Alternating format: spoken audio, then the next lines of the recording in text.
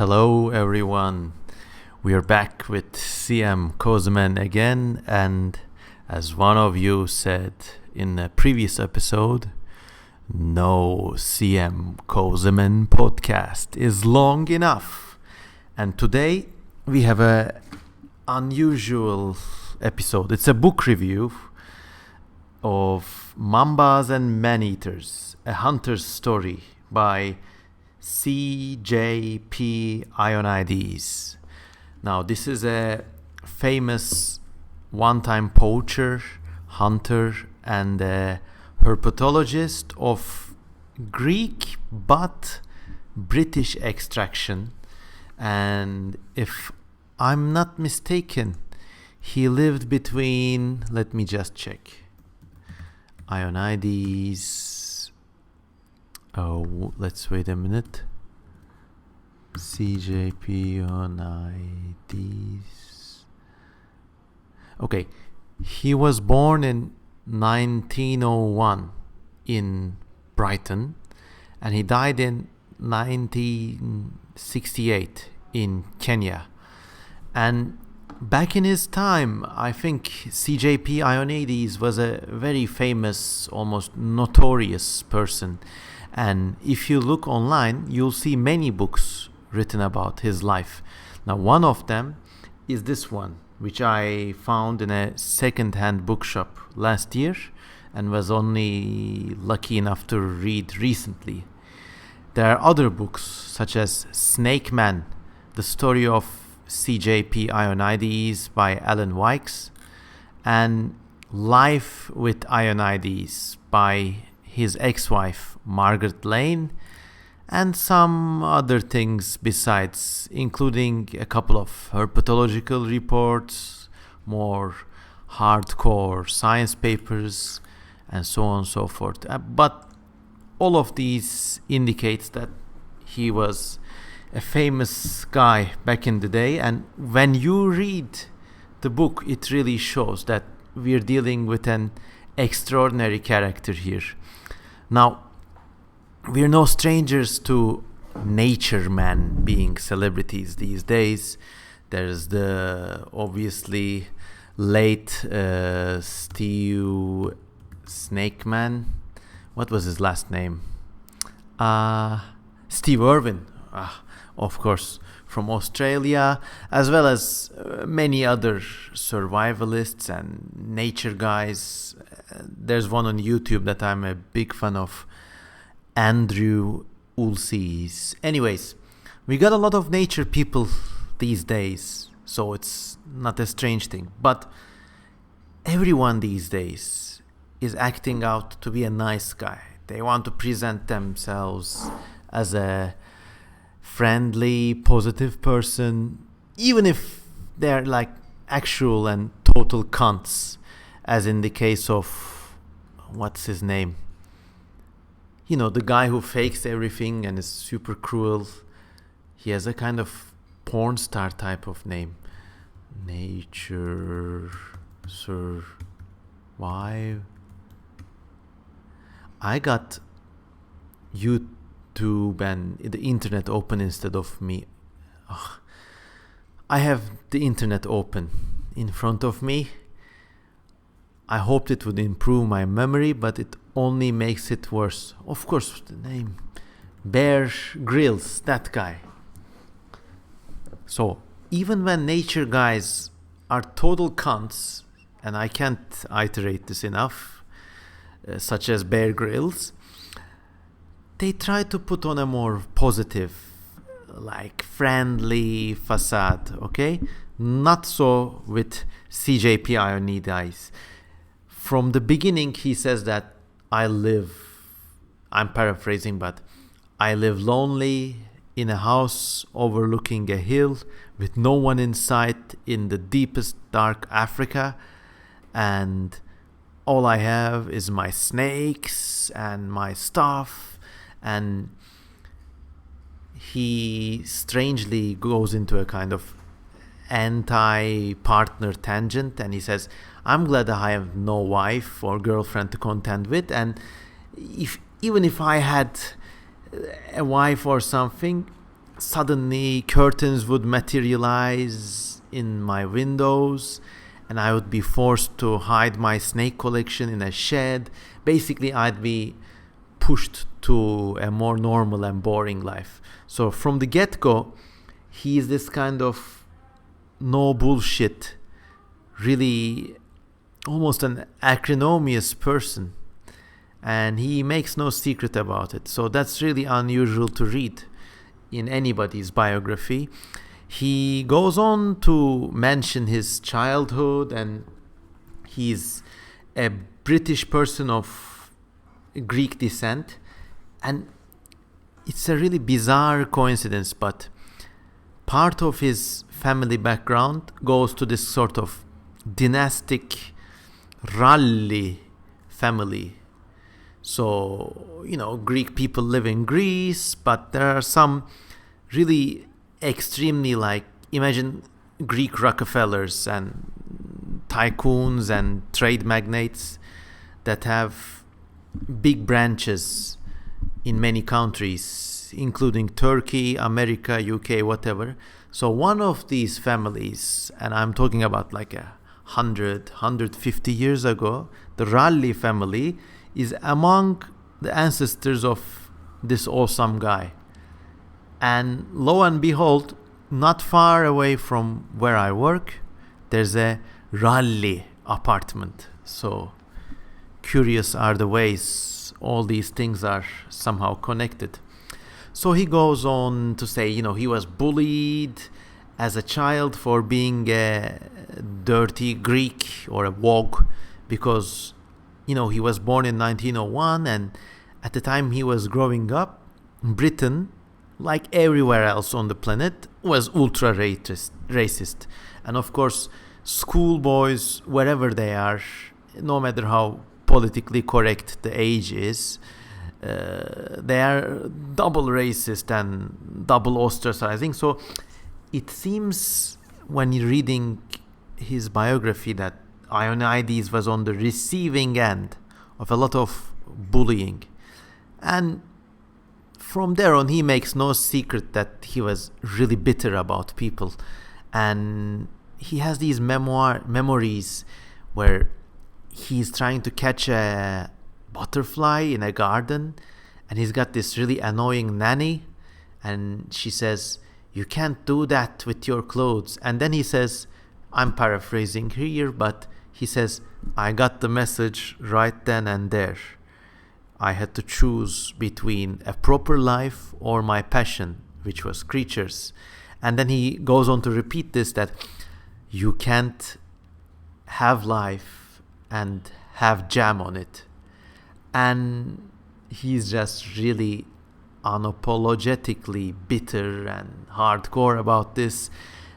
And in retrospect, it's really admirable and almost sympathetic. I mean, there are times when I felt like this, when I was being held down by my family, and if they'd only let go of me, I would launch into a rock and roll adventure of discovery and I'll do what I want, and probably self-destruct in the process. But anyways, going back to the book, so he makes it clear what his bone to pick was with life, and then he goes about it.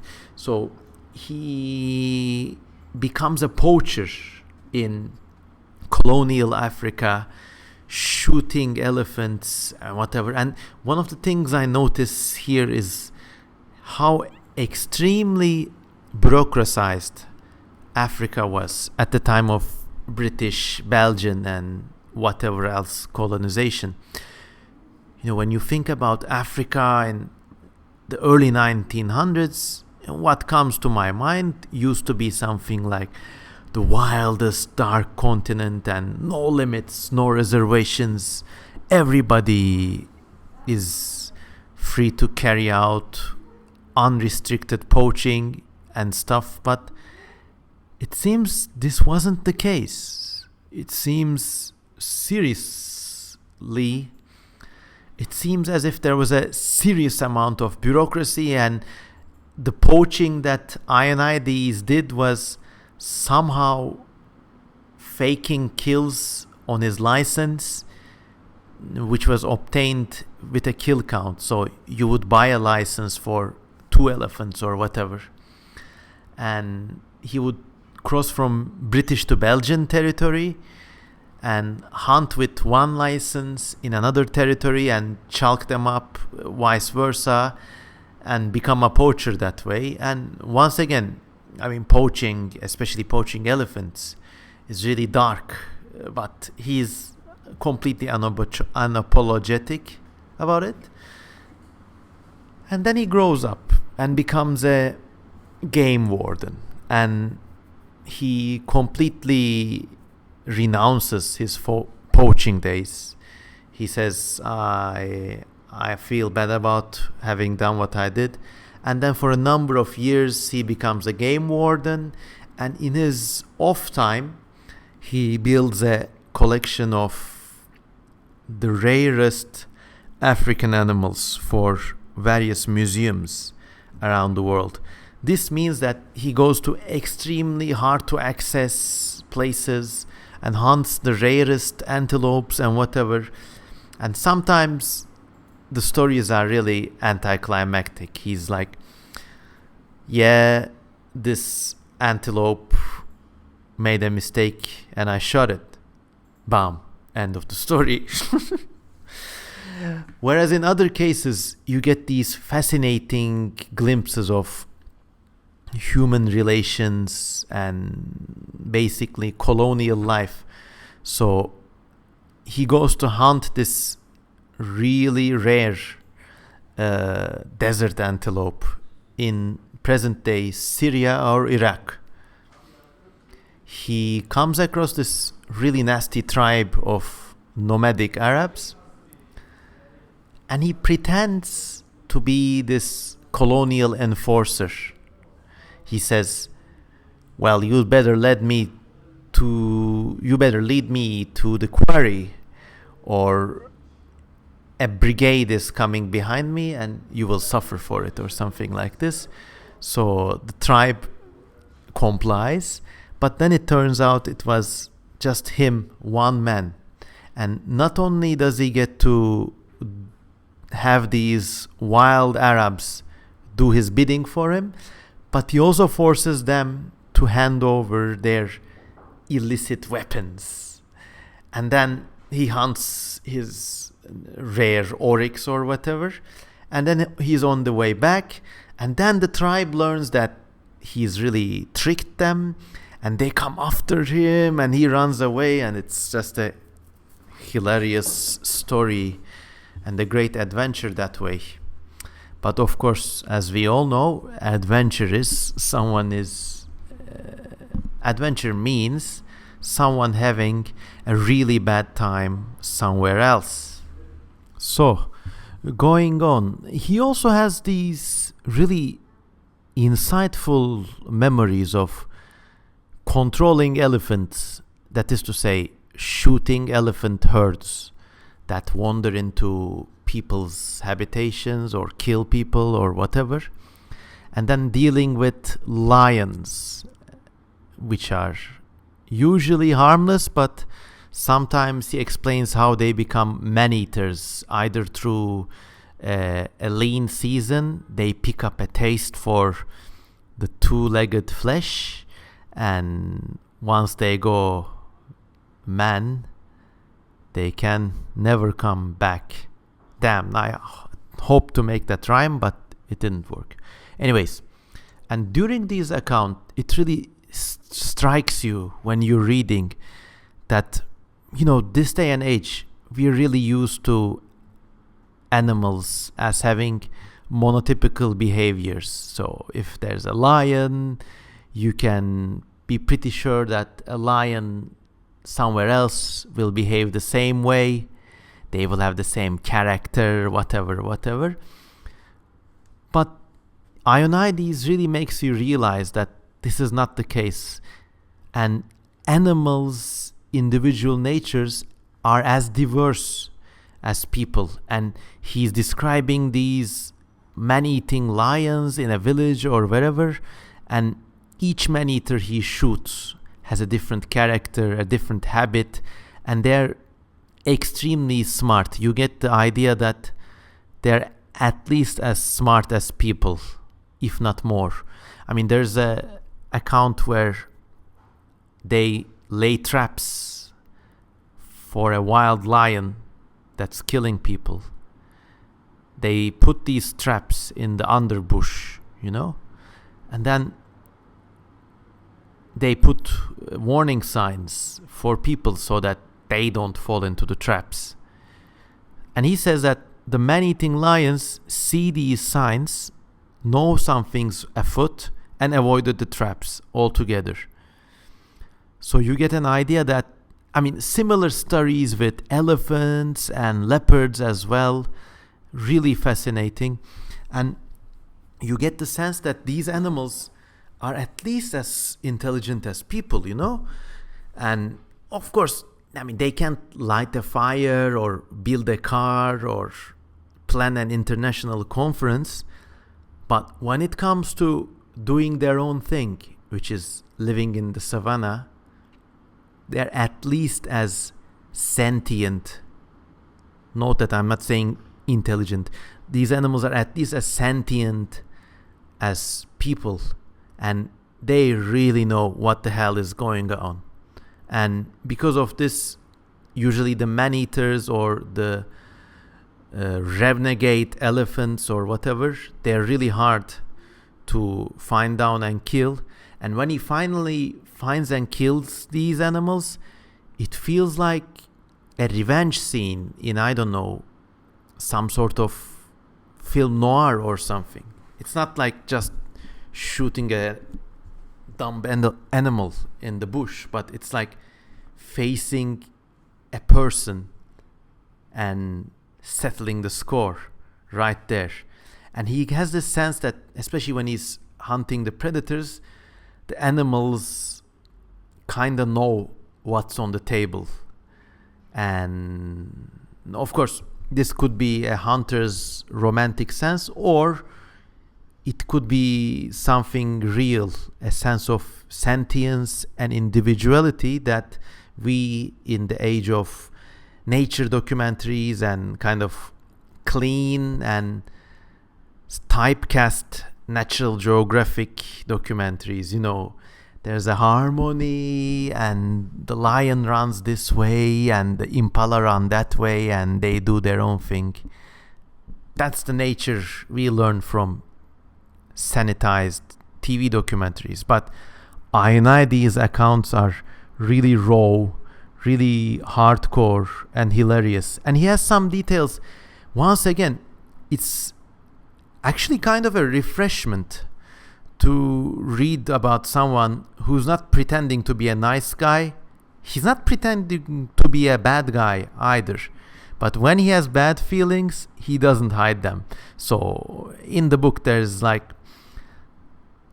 he meets this really kind of dumb person who is a kind of top-down manager who doesn't really know what he's doing for the games reserve or whatever. And this guy dies.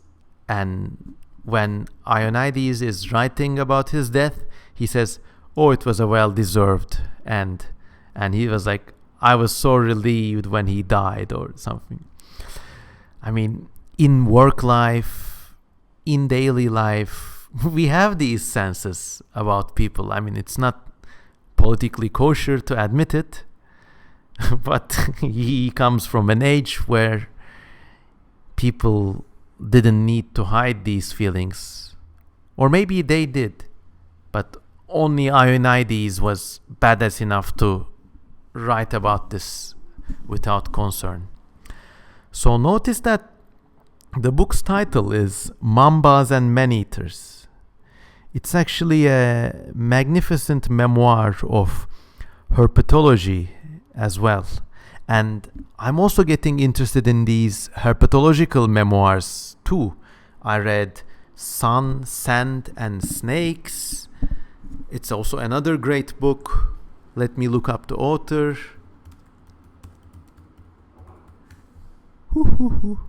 Okay, by Stephen Spawls, okay?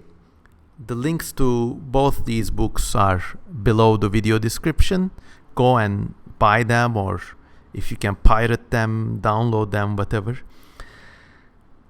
So for a while, 3 years or more, I've grown interested in herpetological memoirs, and obviously there's something magical about going to the bush and catching these small but magical animals, reptiles, snakes. They're not as tiny and, I don't want to use this word, but incidental as bugs, but especially, it's never a CM Kosemen podcast without a family member calling, and it's my dad calling. I'll get back to you in a second. Wait. And I'm back. So, what were we talking about? Yeah, herpetology. Okay, so, long story short, I've acquired a real liking for herpetological memoirs in the last 3 years, and that's probably because I've started enjoying these herpetological adventures of my own, and obviously they can never match up with the exploits of the great herpetologists in Africa or wherever. But if you like them, and if you're following my channel, I've been posting these field trip videos whenever I can do them. Which brings us back to this book. So, half of his life, CJP Ionides spends as a game warden, part-time rare big game hunter. There's this really poignant bit where he's out collecting rare specimens and he shoots a gorilla. Now, to my sensibility, that's like going down the street and shooting a guy in the head to have him for a museum, but it was a different day and age, I guess.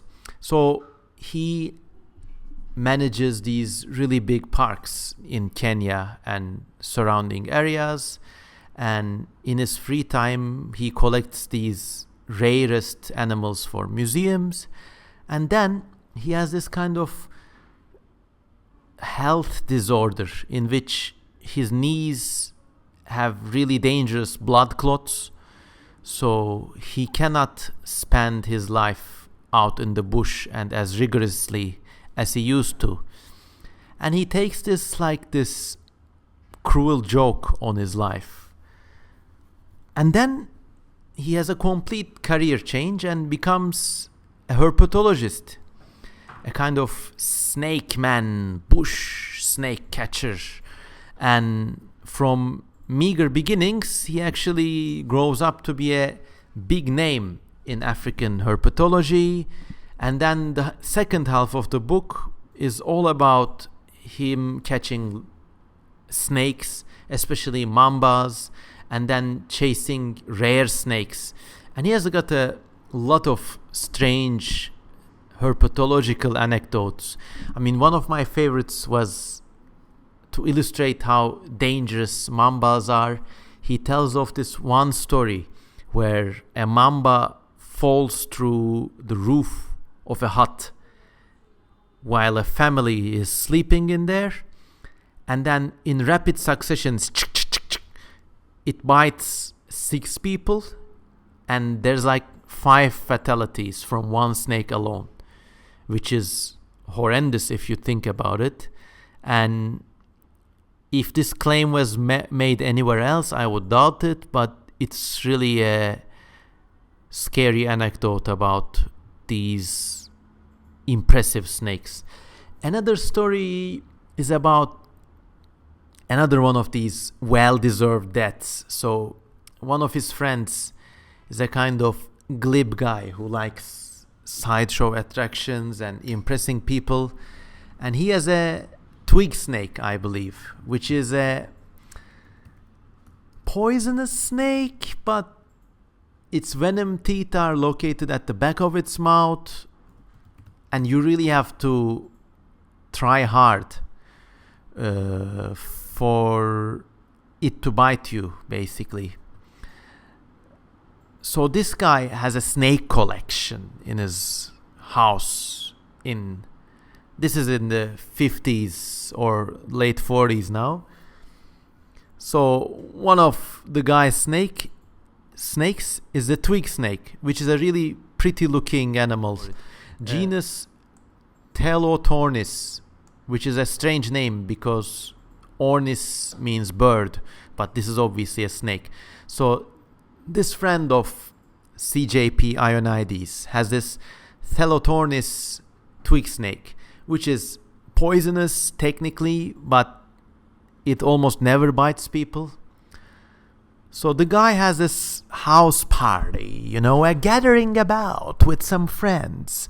And at the end of the night, he says, "Hey guys, let me show you my snake room." But his wife is like, "No, come on, it's no time for that now. Don't do it. You'll do it sometime else." So the guy is like, okay.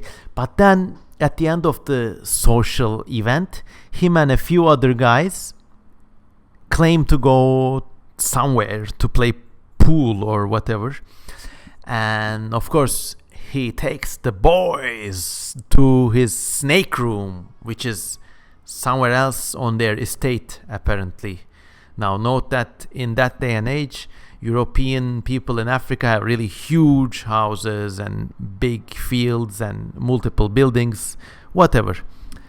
So late at night, this guy takes everyone to his snake room, and there he shows the Telotornis snake. And he's like, "Wow, got a snake? Yeah, got a snake. Got a twig snake? Wow, it's cool. Yeah, it's cool."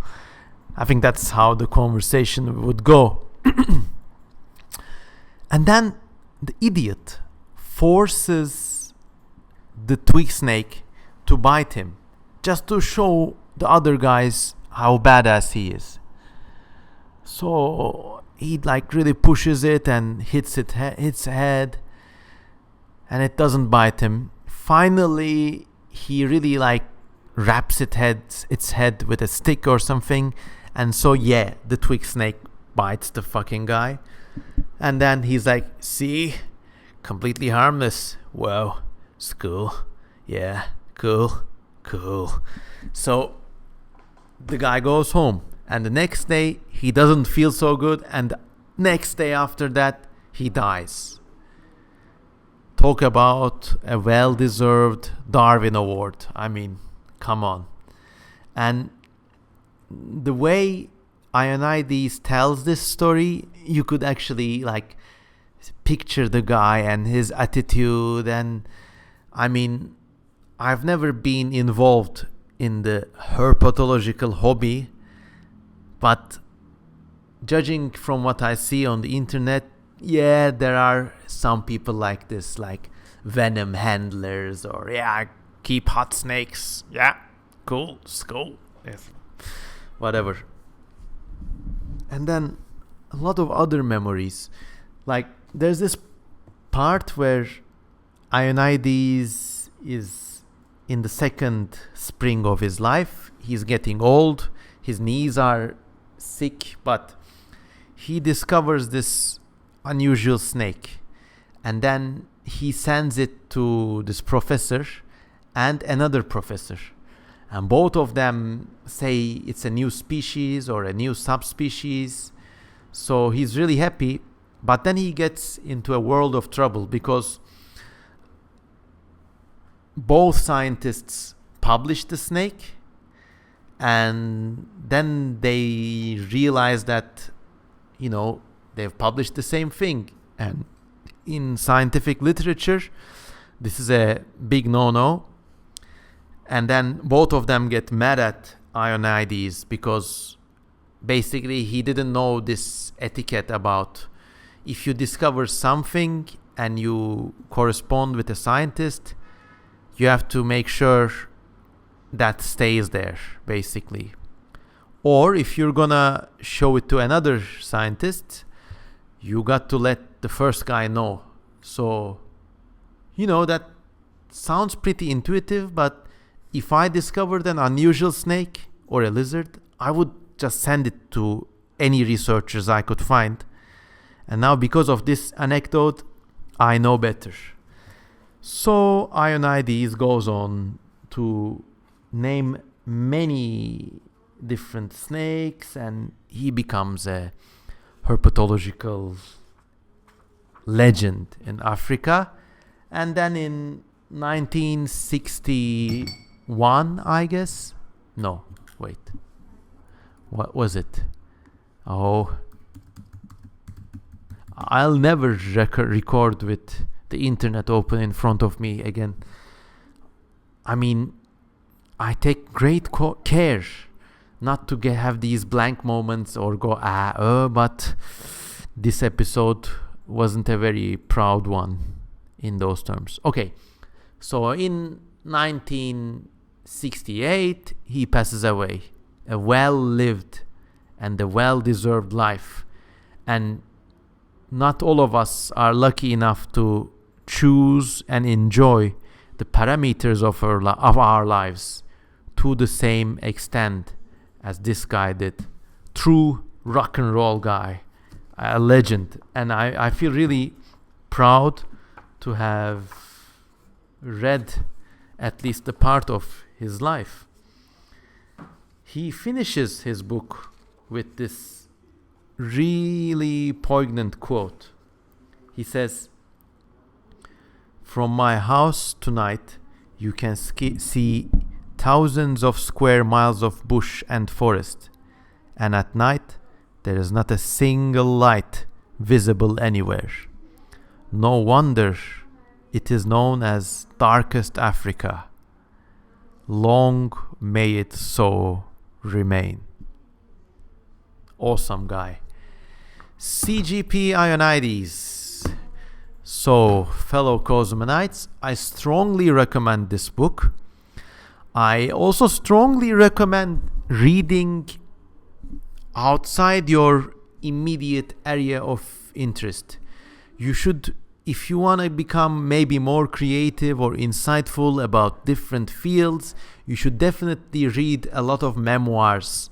So, if you're interested in any area, there's all these outlying, eccentric people, and in the day of the internet, we think everything is available, but no, actually, bookstores, especially second-hand bookstores, are full of these amazing nature memoirs and stories.